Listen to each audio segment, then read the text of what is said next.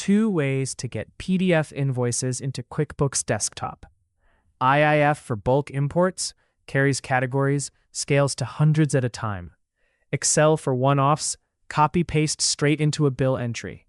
Both work offline. Both start in DocuClipper. Here's an invoice extracted from a PDF. Vendor, customer, dates, line items, totals, all parsed.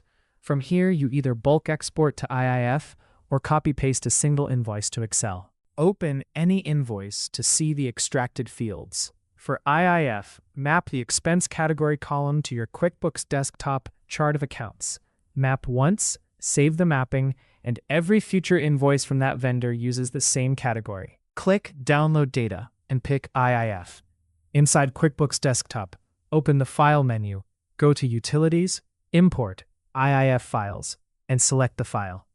The bills land in your vendor center with categories applied.